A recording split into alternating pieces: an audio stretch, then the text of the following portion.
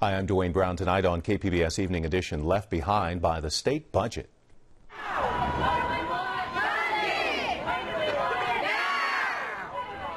Demanding support and funding tonight. The San Diego group feeling shortchanged by the latest budget in Sacramento. Is there an unlocked gun in your house? That's the question parents are urged to ask other kids' parents on National Ask Day this Sunday. I'm Peggy Pico with an update on gun safety and kids. But first, how will San Diego tackle the NFL after negotiations stall? San Diego City Attorney and former NFL executive join us for analysis. I've often said it's kind of the only well drilling is the only form of legalized gambling off the Indian reservations in the state of California. Thirsty farmers digging deep, the rush for new sources of water and why state regulators may play a role. KPBS Evening Edition starts right now.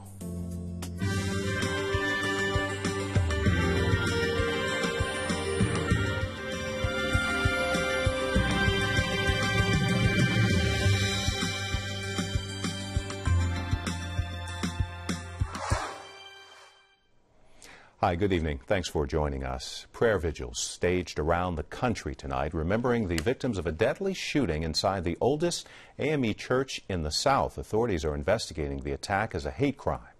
Officers tracked the shooting suspect to North Carolina today. Dylan Rolfe will be extradited back to South Carolina. Authorities say he spent nearly an hour inside the Emmanuel African Methodist Episcopal Church last night. Then he opened fire in the middle of Bible study. 9 people died, including the pastor. Here in California, there was a moment of silence on the state Senate floor, lawmakers pausing to remember the 9 shooting victims. And in San Diego, leaders in the faith community are planning a vigil and taking extra care with the weekend's sermons. KPBS reporter Megan Burks met with some of them today to hear how they're processing the tragedy. In Charleston, mourners are gathering at nearby churches, filling sidewalks with flowers and notes, and collecting money for the victims' families. San Diegans can stand in solidarity with them at the Bethel AME Church on K Street tonight. The local chapter of the National Action Network is hosting a vigil there at 6:30. Now, the message today from San Diego's black leaders isn't one about pain or about race even. Tasha Williamson helps local families affected by homicides and says the shooter is also a victim here. And we don't know, what opportunities he missed or what opportunities he was given. But we're all accountable. His parents are accountable. The systems are accountable. He is accountable. Hate, we can't allow hate towards an individual to create hate, more hate. We have to fight hate with love. We have to fight evil with good. And so, we're praying for him and his family, Now, those who spoke with KPBS today said it's not enough to focus on race. They want to talk about how poverty and broken systems lead to violence. And race was also not the main thrust of President Barack Obama's address to the nation this morning. Much of his 7-minute speech centered on the nation's gun laws. I've had to make statements like this too many times. Communities like this have had to endure tragedies like this too many times. We don't have all the facts, but we do know that, once again, innocent people were killed in part because someone who wanted to inflict harm had no trouble getting their hands on a gun. Now is the time for mourning and for healing. But let's be clear. At some point, we as a country will have to reckon with the fact that this type of mass violence does not happen in other advanced countries. Bishop Bowser says he plans to also talk about gun law reform at his services here in San Diego Saturday. He and several other pastors who spoke with KPBS said they have no plans to close their doors to outsiders. They say worshipers should trust in God, pray, and keep coming to church. Megan Burks, KPBS News. Fire crews are trying to contain the smoldering remains of the Wildcat fire. It's burned about 170 acres near Barona Casino in the East County. The fire in the lakeside area is roughly 68% surrounded tonight. CAL FIRE is still trying to figure out what sparked the fire last night. Today, 3 people were injured, including a firefighter. So far, no homes or structures have been damaged. It may be the end of the line for the old Palomar Hospital in downtown Escondido. The hospital's board of directors will vote next week on whether to close the 65-year-old facility. KPBS health reporter Kenny Goldberg joins us with more on the story. Kenny, why would Palomar want to shut down their hospital? Well, Dwayne, the old Palomar Hospital in downtown Escondido was built in 1950, and while they've made some upgrades since then, it's basically a 65-year-old hospital.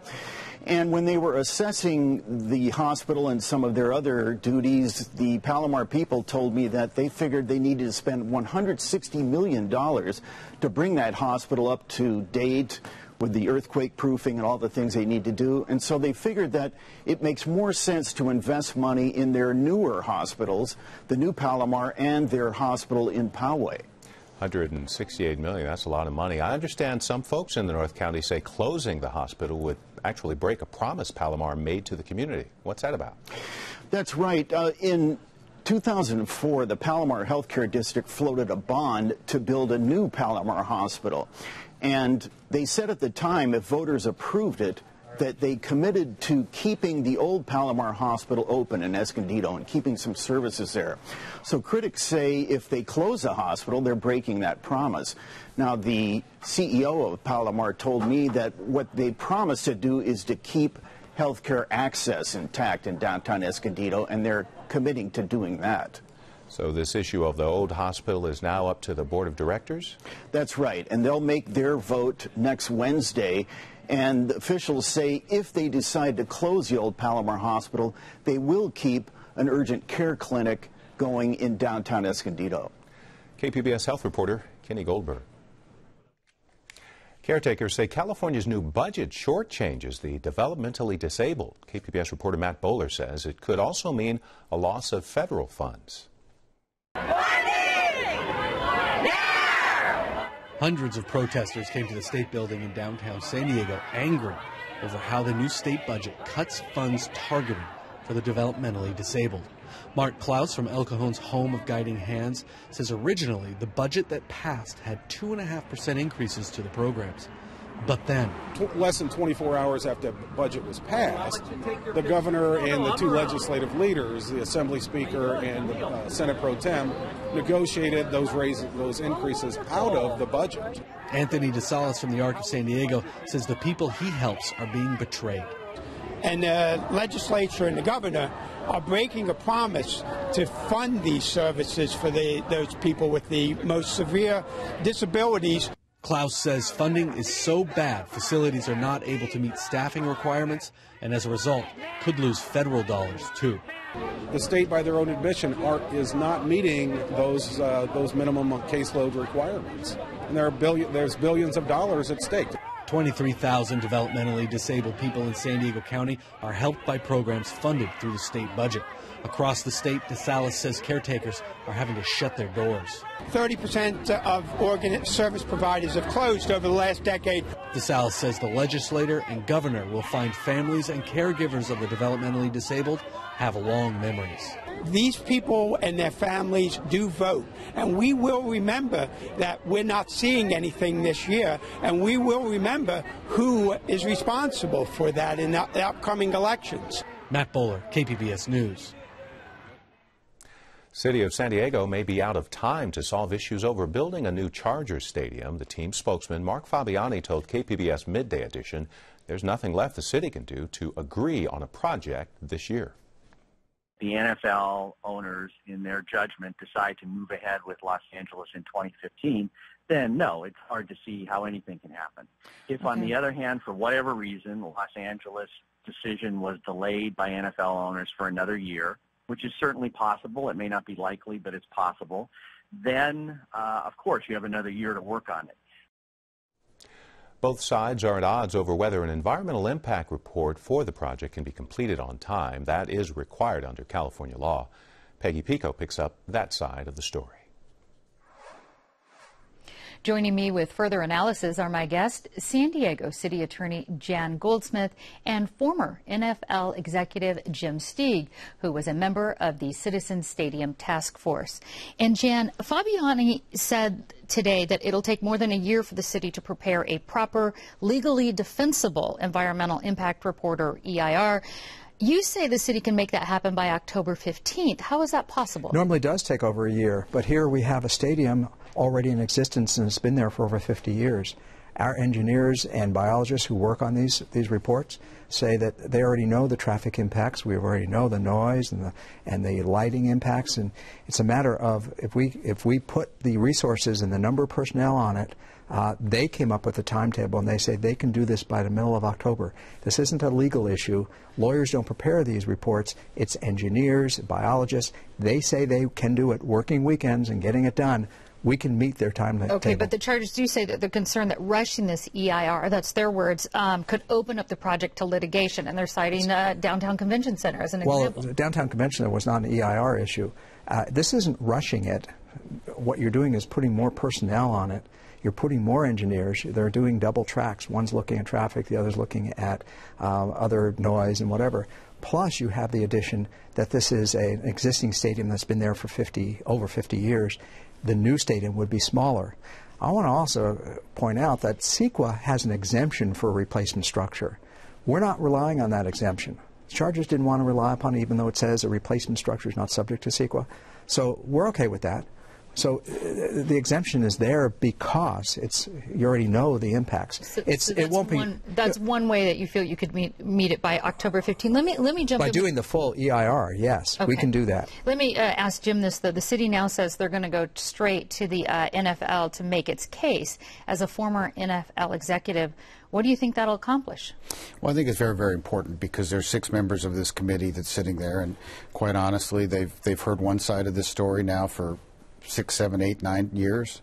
I think it's very important to hear the other side of the story. And I having known a lot of the members of that committee and know them very well, some of them since they were children, Art Rooney Jr., John Mara, that sort of stuff I've known for a long time. Long-time NFL people, their families have owned the team since the 1920s. Obviously, they've stayed in their cities and they've gone through stadium fights. So I think it's very important for them to know the other side of the issue. Could the NFL actually extend the timeline and give the city and the Chargers another year to work out some sort of deal, or is there some sort of regulations that they can't do that? The NFL can do whatever they want to do as far as the timeline. They can set things they can do. They can move it up. They can move it back. They can set what they've done right now. As you know, it is moved over the course of the last 90 days, too. How likely is it that they might do something like that, and what's at stake for the NFL in this game? The one thing I've learned, having worked there for a long time, I can't read the minds of 32 NFL owners. I just know they'll think logically, and they'll make the best decision for the league. And let me start with you on this one, Jan. Do you think the Chargers have been honest in dealing with these stadium talks? Have they been forthright? Well, I will tell you, I don't think we have a CEQA problem. We do have a Charger problem. CEQA is a smokescreen. If they've made a business decision that they want to be in Carson, build a stadium on a former dump, and that's their number one choice, and shack up with the Raiders, then they should say so. And San Diego's not going anywhere. I respect a business decision.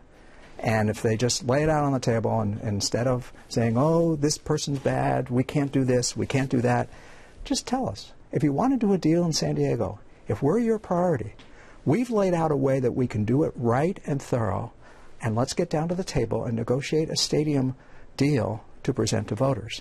But if the idea is there's some other reason, there's a decision already made, just tell us. So, Jim, let me get your thoughts on that. Do you think the negotiations are going fairly?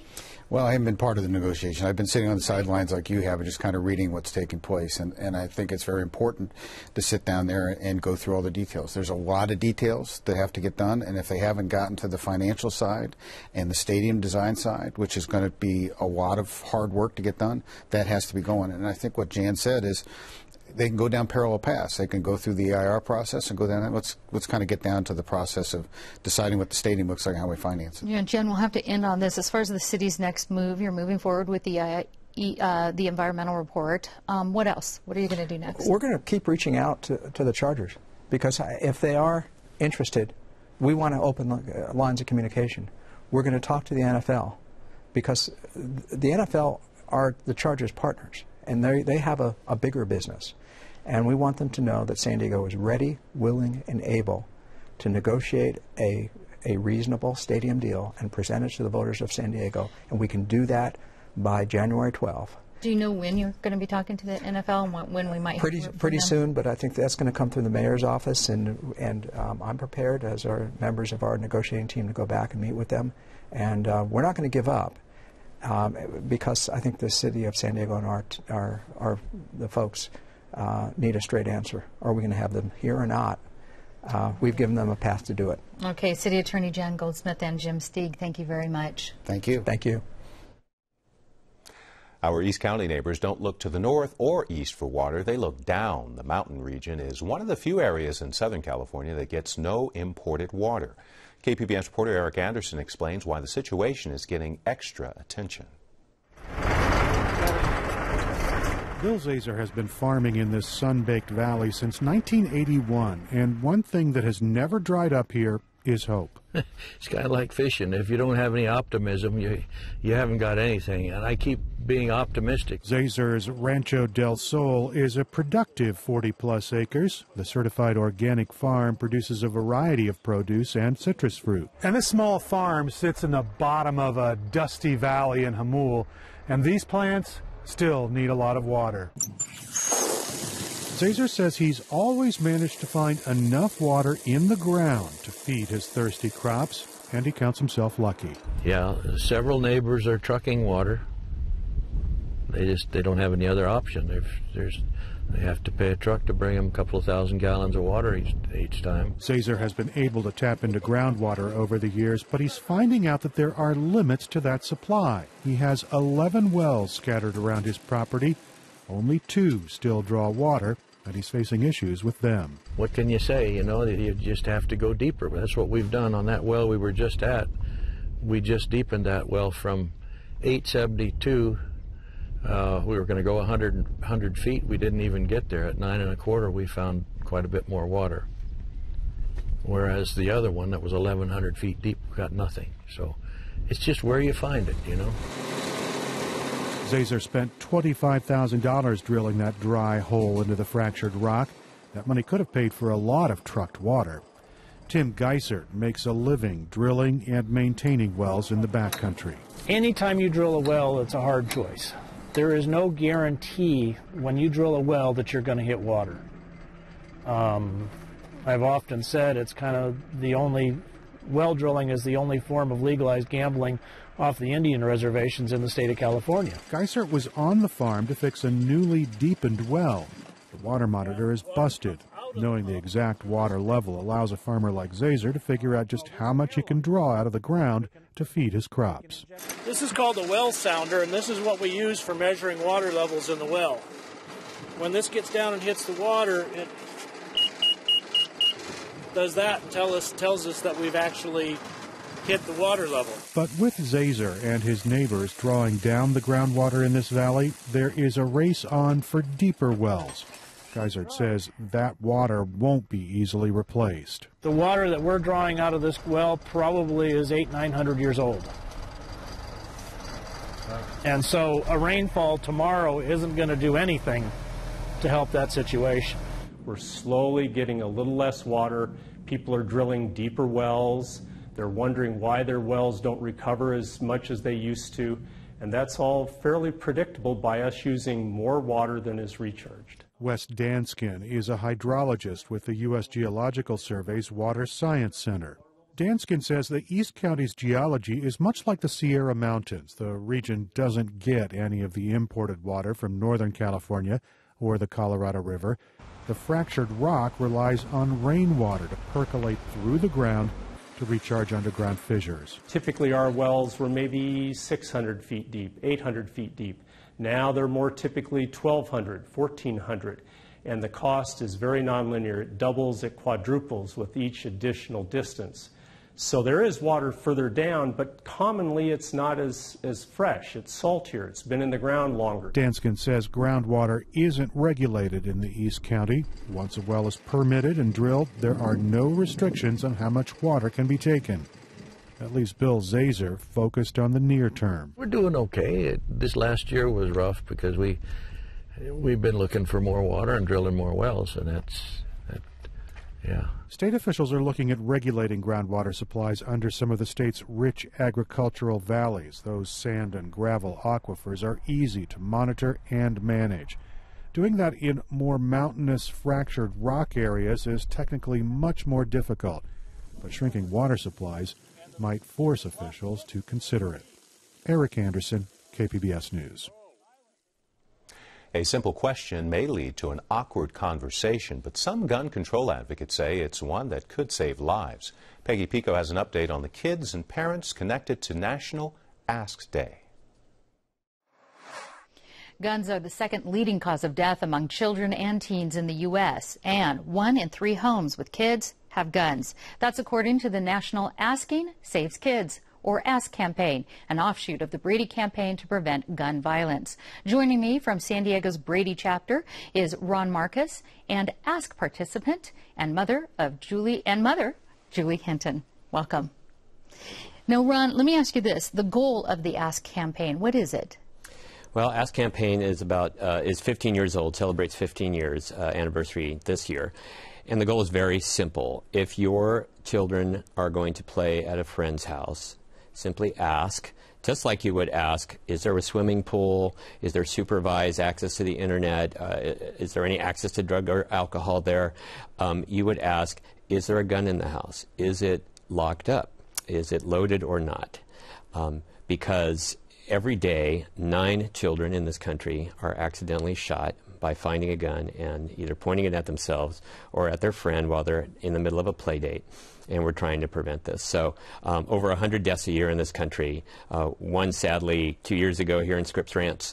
And so we're just trying to prevent really a needless kind of tragedy here.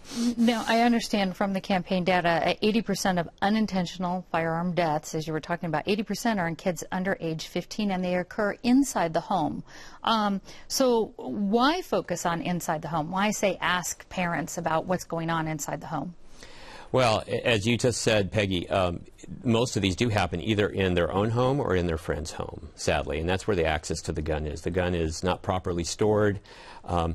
Interestingly, most parents think that they have safely stored their gun away where the kids don't know where they are. 3 out of 4 kids actually do know where the guns are and how to get them. And so once they find them, it's fun to play with them. Sometimes they don't realize that it's not a toy or that it wasn't loaded or it is loaded, and then an accident occurs, and it's purely an accident. And such a tragic accident, both for the family that may lose their child, but also for the child who accidentally pulls the trigger, because they have to live with that for the rest of their lives.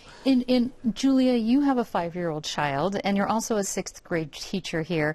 How have you approached this, the subject of gun safety, with other parents?